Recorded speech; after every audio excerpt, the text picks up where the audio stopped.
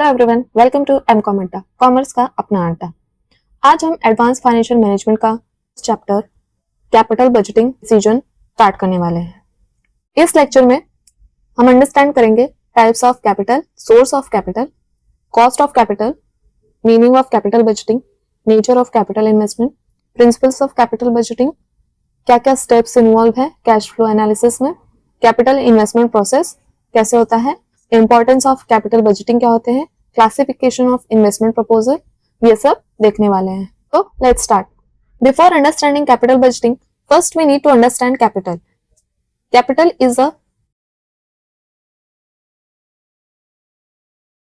is broadly obtained through three major sources. First is equity capital,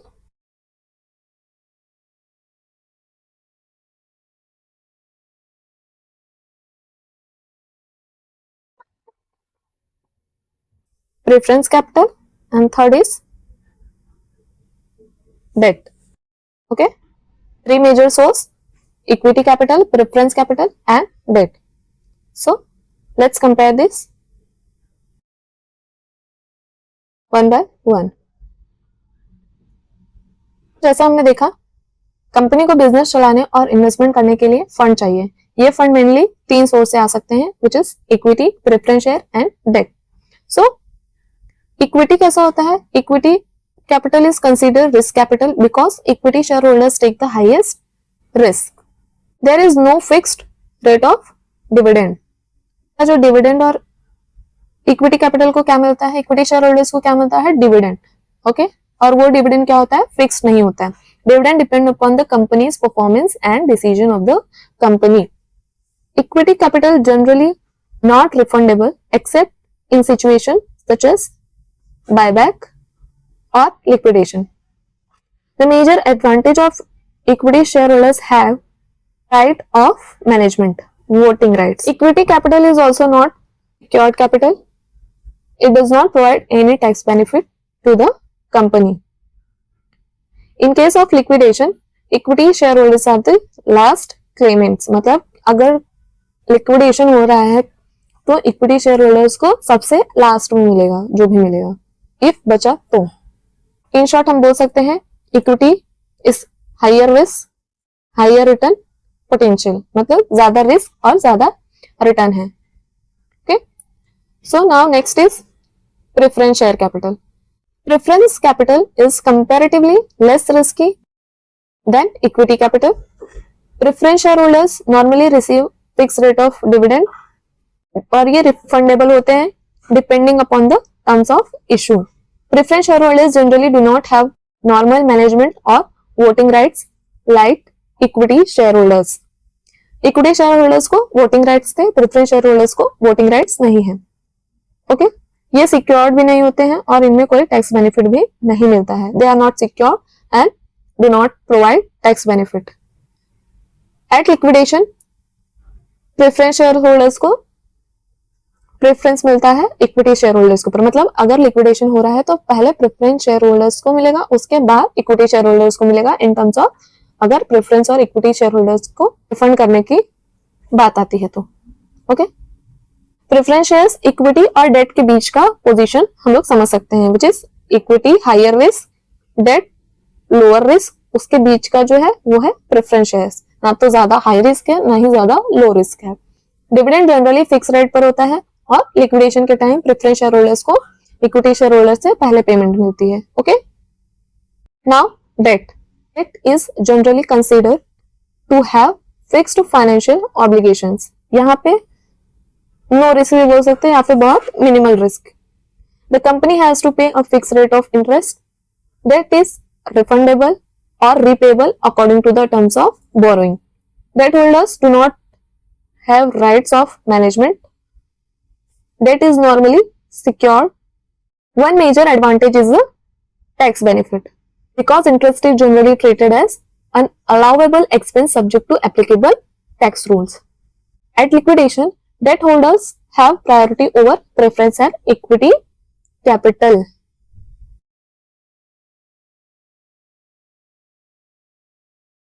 At the time of liquidation, सबसे पहले date को benefit मिलेगी, मतलब जो भी डेट है कंपनी का, कंपनी वो पे करेगी। देन प्रेफरेंस शेयर,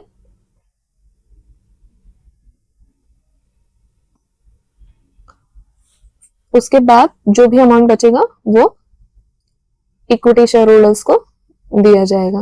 ओके, और ये कहां से पे किया जाता है? Out of profit. सपोज अगर प्रॉफिट 100% है और उसका 50% डेट में चला गया, 20% प्रेफरेंस शेयर्स, फिर उसके बाद जो बचा 30% वो जाएगा इक्विटी के पास। ओके, सो ऐसे प्रॉफिट डिस्ट्रीब्यूट किया जाता है। Equity share holders, high risk high return, preference fix dividend, priority over equity और debt, fix interest, tax benefit, priority repayment. Okay, तो ये हो गया capital and source of capital. Now come to the next point, cost of capital, which is also known as risk adjusted discount rate. Okay, represent the minimum return an organization must earn on its investment to satisfy investors return requirement. Simple language में अगर हम बोले तो company को investors की expectations fulfil करने के लिए मिनिमम कितना रिटर्न अर्न करना चाहिए, which is known as cost of capital. अगर कंपनी किसी प्रोजेक्ट से कॉस्ट ऑफ कैपिटल से कम रिटर्न अर्न करती है देन प्रोजेक्ट डिजायरेबल नहीं है। अगर expected return cost of capital से ज्यादा है तो प्रोजेक्ट डिजायरेबल हो सकता है। If expected return is lower than cost of capital, project is not desirable, and if expected return is greater than cost of capital, project is desirable. अब इसमें weighted average cost of capital, let's see with an example. Okay, suppose company का cost of capital 10% है और project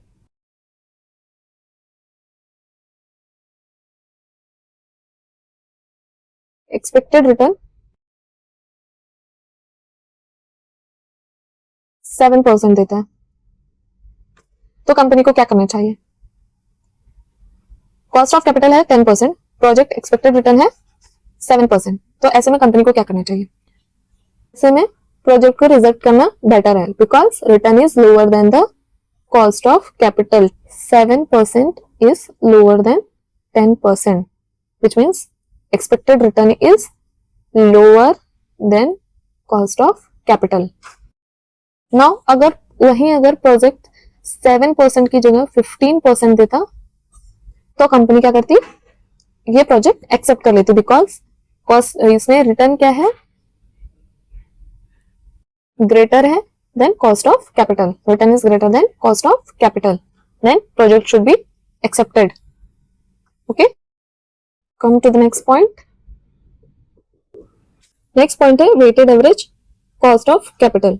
cost of capital में different source of finance के cost को consider किया जाता था। फॉर एग्जांपल, डेट लिया था हमने, प्रेफरेंस कैपिटल लिया था, इक्विटी कैपिटल लिया था और रिटेन अर्निंग ली थी। इन सबकी इंडिविजुअल कॉस्ट को उनके रिस्पेक्टिव वेट से मल्टीप्लाई करके टोटल करेंगे तो हमें क्या मिलेगा? Weighted average cost of capital. So formula is WACC equals to sum of cost of each source into weight of each source, cost of each source into weight of each source. So यहाँ पे एक example है, source है हमारे पास debt, preference capital, equity capital and retained earning. Pre tax cost है 8%, 11%, 16% and 14%। अभी tax rate है सिर्फ डेट का है 45%। ओके, अभी यहाँ पे ये 4.4% कैसे आया? So 8% minus 45% equals to 4.4%। Okay, so ये ऐसे आया। Next, preference capital 11%, tax rate नहीं है तो as it is post tax हो जाएगा। Equity capital 16 as it is, retain earning as it is 14। अभी रेट कितना था 20%, प्रेफरेंस कैपिटल था 15% एंड 30% है इक्विटी, 35% है 35% है रिटेन अर्निंग, तो टोटल हो गया 100%। अभी हमने weighted average cost of capital का फॉर्मूला देखा था, cost of each source which is 4.4, 11, 16 and 14 into weight of each source which is 20, 15, 30 and 35। इसको हम लोग आपस में मल्टीप्लाई करेंगे। Okay, 4.4 into 20%, 0.88%, 11 into 15%, 1.65, 16 into 30%, 4.80, 14 into 35, 4.90। Okay, so ये आ गया वेटेड कॉस्ट। अभी इन सबको हम लोग प्लस कर देंगे, इन चारों को प्लस कर देंगे, 0.88, 1.65, 4.80, 4.90 सबको प्लस कर देंगे, आएगा 12.23। ये हो गया हमारा weighted average cost of capital. अगर आप इसको परसेंटेज के विदाउट भी करना चाहें तो कर सकते हैं। उसमें आपको क्या करना पड़ेगा, 8 इंटू 1 माइनस 0.45, देन आपको सॉल्व करना पड़ेगा।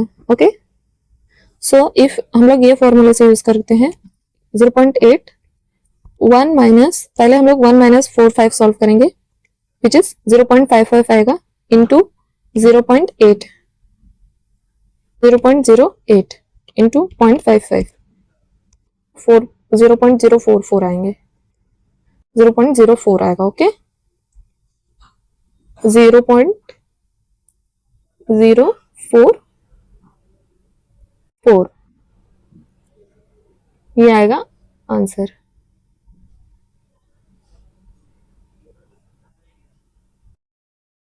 ये होगा जाए हमारा आंसर आ जाएगा 0.044। सो बेसिकली इस फॉर्मूले को यूज करके हम लोग ने ये सॉल्व किया है how to calculate weighted average cost of capital. Okay, remember weighted average cost of capital represent the overall weight of cost of different source of finance। okay, एक और एग्जांपल है हमारे पास, इलस्ट्रेशन फ्रॉम, ये text book का illustration है। Project cost है 550 lakhs जिसको distribute किया गया है, इक्विटी 350 है एंड लोन 200 lakhs का, 12% and 9% cost of capital. Okay, and tax rate is 35%। सो सबसे पहले हम लोग अमाउंट डिस्ट्रीब्यूट करेंगे, इक्विटी 350, लोन 200, टोटल 550। अब इनका वेट हम लोग कैलकुलेट कर लेंगे, 350 divide by 550 into 100 is equal to 63.64%, 200 divide by 550 into 100 is equal to 36.36%। अभी इसका कॉस्ट यहाँ पे दिया हुआ था 12%, 9% एज इट इज। अब इन दोनों को क्या कर देंगे, मल्टीप्लाई कर देंगे, cost of capital into weight of each source, multiply किया, वेटेड कॉस्ट आ गया, दोनों को प्लस कर देंगे, weighted average cost of capital which is 9.77%। Okay, exam में कैलकुलेशन को स्टेप बाय स्टेप शो करना इंपॉर्टेंट है। Okay, now we come to the main topic which is capital budgeting। Capital budgeting refers to planning the deployment of available capital for maximizing the long-term profitability of the firm। Simple words में बोले तो capital budgeting means deciding where the company's long-term funds should be invested। Company के पास limited fund है, अब company decide करेगी क्या मुझे new machine purchase करनी चाहिए, क्या न्यू फैक्ट्री एस्टैब्लिश करनी चाहिए, क्या एग्जिस्टिंग मशीन रिप्लेस करनी चाहिए, क्या बिजनेस एक्सपांड करना चाहिए। ये सारे डिसीजन कैपिटल बजटिंग डिसीजंस होते हैं। Okay, it is the decision to invest its current funds most efficient in long term activities in anticipation of future benefits over a series of year. Capital budgeting decisions क्या क्या include करते हैं, expansion, acquisition, modernisation, replacement of long term assets. Capital investment के कुछ important features होते हैं। सबसे पहला huge outlay, Capital budgeting usually involve huge amount of money. Next is decisions are difficult. Capital investment decisions are difficult because future returns are uncertain. Future में exactly कितना profit मिलेगा ये गारंटी नहीं होती है. Next, they have long term consequences. Capital budgeting decisions affect the company for many years. एक machine आज purchase की तो उसका इफेक्ट नेक्स्ट 5, 10 या 15 साल तक हो सकता है. Next, the growth of an organisation depend upon the quality of capital investment decision. Is higher degree of risk involved. Since future cash flow are uncertain, capital investment involve higher risk. They benefit future period. Investment is made today, but benefits are expected in future period. आज invest कर रहे हैं उसका profit हमें future में देखने को मिलेगा. Capacity and efficiency. इन्वेस्टमेंट में increase production capacity, efficiency and useful life. Funds are invested in long term activities. अगला कॉन्सेप्ट है प्रिंसिपल ऑफ कैपिटल बजटिंग, जिसमें हम लोग देखने वाले हैं incremental cash flow, opportunity cost, time value of money, after tax principle, finance cost principle, long term fund principle. चलिए एक एक को डिटेल में समझते हैं. सबसे पहला है incremental cash flow. Consider only additional changes in cash flow due to the project. Project लेने के बाद कंपनी के कैश फ्लो में जो एक्स्ट्रा चेंज आता है उसको कंसीडर करेंगे. इंक्रीमेंटल मतलब होता है additional changes. Okay. Next is opportunity cost. Benefits given up by choosing one alternative over another. अगर कंपनी के पास एक रिसोर्स है और उसका प्रोजेक्ट ए में यूज कर दिया तो प्रोजेक्ट बी का जो बेनिफिट लॉस हुआ वो अपॉर्चुनिटी कॉस्ट होता है. Okay. Opportunity cost means the benefit sacrificed by choosing one alternative over another. Okay. Next is time value of money. Cash flow received now is more valuable than cash flow received in future. Simple language में अगर हम बोले तो आज का 100 rupees और 5 years, ये today हो गया. आज का 100 रुपीज और 5 साल बाद का 100 रुपीज सेम वैल्यू का नहीं होगा. इसी कॉन्सेप्ट को क्या बोलते हैं? टाइम वैल्यू ऑफ मनी बोलते हैं. ओके. आज जो 100 रुपए की वैल्यू है वो आज से 5 साल बाद उतनी ही वैल्यू 100 रुपए की नहीं होगी. Okay. Next is after tax principle. Cash flow should be measured on after tax basis. Project का जो एक्चुअल कैश फ्लो कैलकुलेट करते वक्त टैक्स इंपैक्ट को कंसिडर करना जरूरी होता है. Okay. Finance cost principle. Finance cost is reflected in required rate of return which is discount rate, no double counting. Finance cost जैसे इंटरेस्ट होता है, अगर हम डिस्काउंट रेट में फाइनेंस कॉस्ट ऑलरेडी कंसिडर कर रहे हैं तो कैश फ्लो में इंटरेस्ट को सेपरेटली डिडक्ट करके डबल काउंटिंग नहीं करनी चाहिए. Okay. Next is long term fund principle. Capital budgeting deals with allocation of long-term funds. Capital budgeting का मेन फोकस क्या होता है? लॉन्ग टर्म इन्वेस्टमेंट डिसीजन पे होता है. Okay. So now let's come to the next point, which is steps for developing relevant information for cash flow analysis. Now the next important question is how do we estimate cash flow? इसके लिए क्या है? कुछ important steps हैं. First is estimate capital expenditure. क्या क्या हमें consider करना है? Cost of new machine, disposal cost of old machine, less scrap value, site preparation and installation cost and ancillary services जैसे कि power supply and conveyors. Okay. मतलब project start करने के लिए इनिशियल कितना पैसा लगेगा वो कैलकुलेट करना है. Next is estimate additional working capital. कितना वर्किंग कैपिटल लगने वाला है. जैसे need for higher level of activity, add to last years cash inflow and outflow, inflation factor also consider.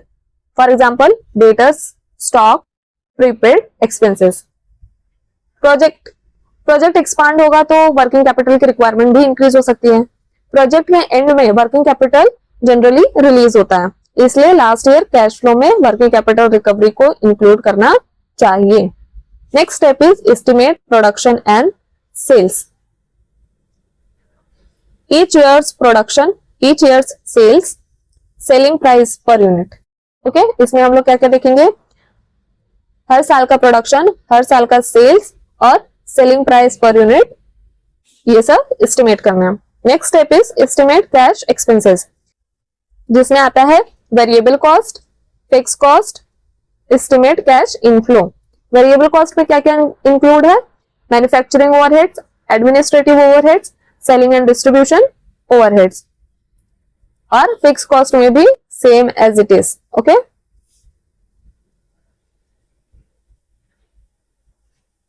and next is estimate cash inflow, which is fifth point, by projecting income statement as shown in example.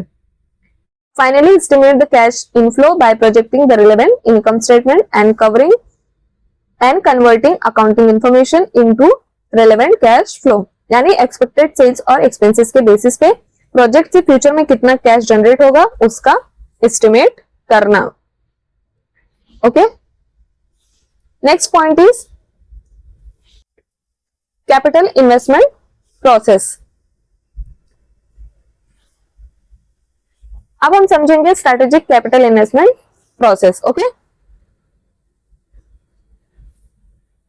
ये एक flow chart है, इसके through आपको याद रखने में easy पड़ेगा। Okay, सो देखते हैं क्या है। पहला है investment proposal and opportunities, which means organisation सबसे पहले क्या करेगी, इन्वेस्टमेंट अपॉर्चुनिटीज को आइडेंटिफाई करेगी। Next, search for opportunities, management actively search for profitable investment opportunities. Next is screening, जो प्रपोजल स्टार्टिंग में प्रॉफिटेबल नहीं लग रहे हैं उसको रिजेक्ट करना। स्क्रीनिंग मतलब होता है एलिमिनेट करना। Okay, initially screening is done to eliminate proposals that are clearly unsuitable और अनप्रॉफिटेबल। स्क्रीनिंग मतलब elimination. Analysis of feasible proposal, those proposals that pass screening are analyzed in greater detail. Evaluation of alternative proposal, different alternatives are evaluated using financial and non-financial analysis. The material mentioned market analysis, finance analysis, technological analysis and economic analysis. उसके बाद analyse करेंगे, उसके बाद हम लोग क्या करेंगे, select करेंगे। Select after evaluation the best proposal is selected. Authorisation, proper approval is obtained from the authorised management और अथॉरिटी। ओके, फिर उसके बाद हम लोग क्या करेंगे, इम्प्लीमेंट करेंगे। Once approve the project is put into action. उसके बाद review. Finally actual performance is compared with expected performance. देखेंगे कि प्रोजेक्ट ने एक्चुअल उतना रिटर्न दिया है या नहीं जितना हमने इनिशियली एक्सपेक्ट किया था। तो सबसे पहले हम लोग आइडेंटिफाई करेंगे अपॉर्चुनिटीज को, उसके बाद हम लोग देखेंगे, उसमें से हम लोग सर्च करेंगे प्रॉफिटेबल इन्वेस्टमेंट अपॉर्चुनिटीज। उसके बाद हम लोग एलिमिनेट करेंगे, देन जो बचेगा उसको हम लोग एनालाइज करेंगे, फिर इवेल्युएट करेंगे, उसमें से सिलेक्ट करेंगे, फिर उसका प्रॉपर ऑथराइजेशन होगा और फिर उसको इम्प्लीमेंट करेंगे और बाद में रिव्यू करते रहेंगे कि हमें एक्सपेक्टेड प्रॉफिट मिल रहा है या नहीं। ओके, सो ये था कैपिटल इन्वेस्टमेंट प्रोसेस।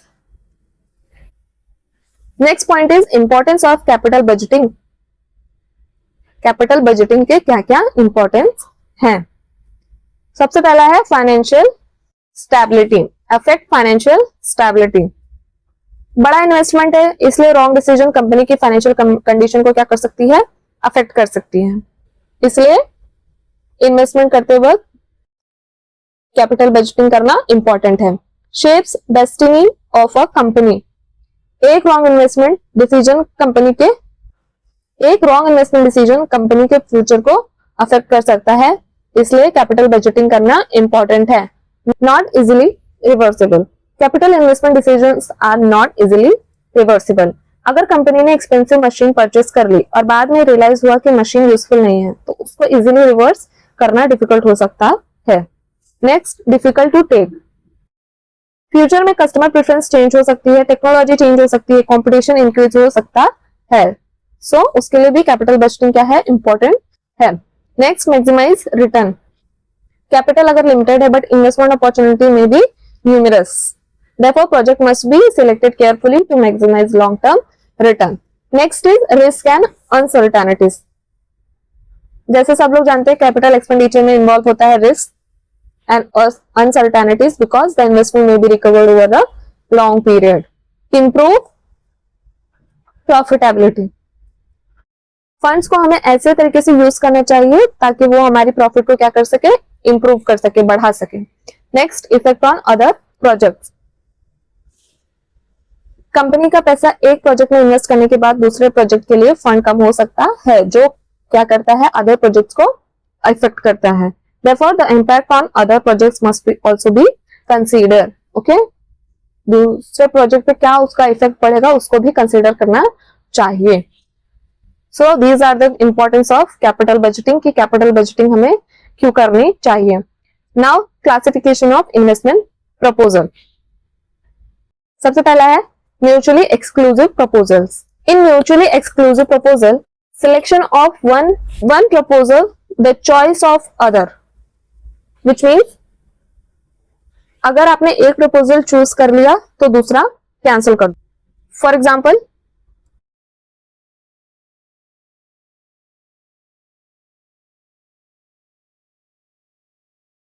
ये एक्स लिमिटेड है, इसको चूज करना है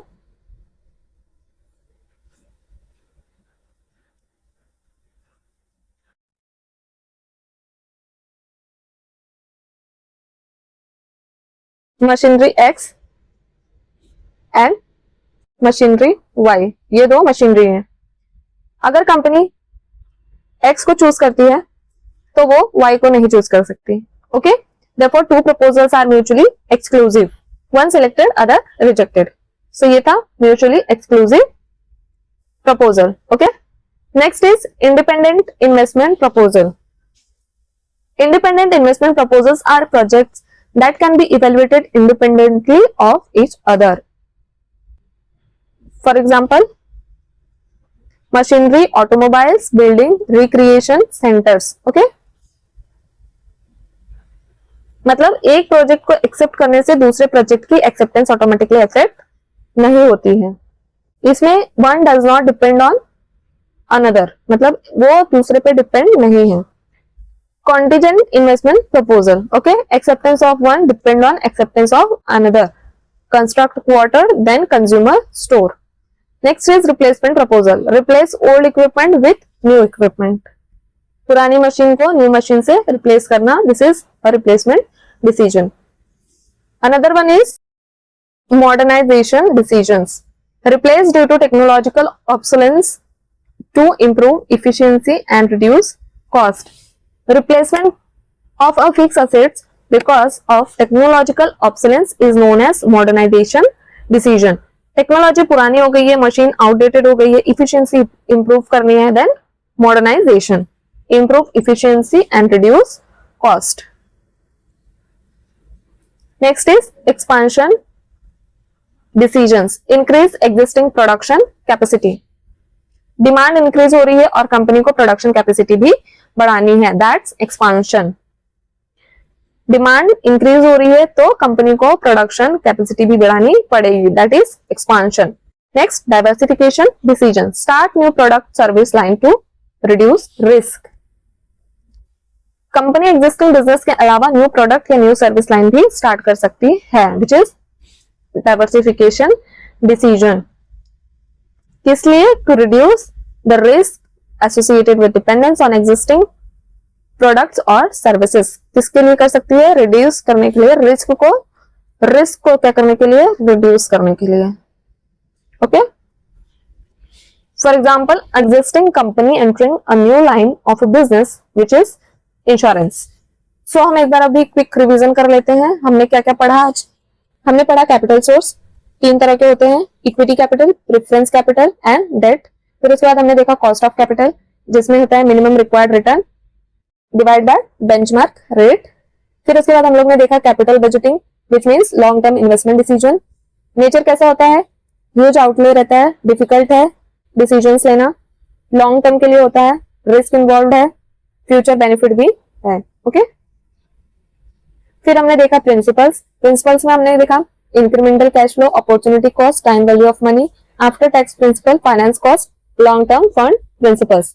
फिर हमने देखा कैश फ्लो एनालिसिस करने के स्टेप्स क्या होते हैं, जिसमें था कैपिटल एक्सपेंडिचर एस्टिमेट करना, एडिशनल वर्किंग कैपिटल को एस्टिमेट करना, प्रोडक्शन एंड सेल्स को एस्टिमेट करना, cash expenses and cash inflow estimate करना।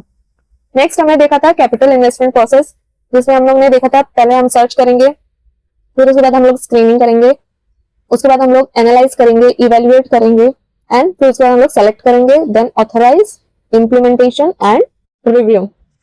नेक्स्ट हमने देखा था इंपॉर्टेंस ऑफ कैपिटल बजटिंग, जिसमें हम लोग ने देखा financial stability, company destination, irreversible difficult decisions, maximise return, risk and uncertainties, profitability, other projects. Next हमने देखा इन्वेस्टमेंट प्रपोजल के क्लासिफिकेशन, जिसमें था म्यूचुअली एक्सक्लूसिव। म्यूचुअली एक्सक्लूसिव में क्या था, आइदर वन और द अदर।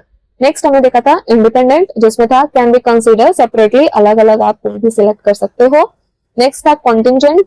कॉन्टिंजेंट में हमने देखा था डिपेंडेंट ऑन अनदर, मतलब एक बिजनेस दूसरे बिजनेस पे डिपेंडेंट है। नेक्स्ट देखा हमने replacement, replace old asset, modernisation, replace due to technology.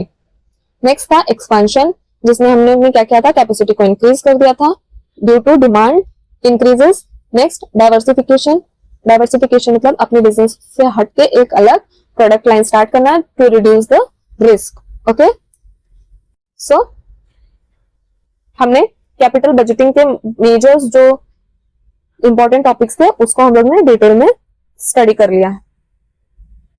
सो ये एग्जाम में अगर थियोरी कॉन्सेप्ट आता है या फिर शॉर्ट नोट्स आता है तो उसके लिए ये बहुत ही हेल्पफुल होने वाला है। आई होप आपको वीडियो अच्छा लगा होगा। Please like, comment, share and subscribe. MCom Adda, commerce का अपना अड्डा। Thanks for watching.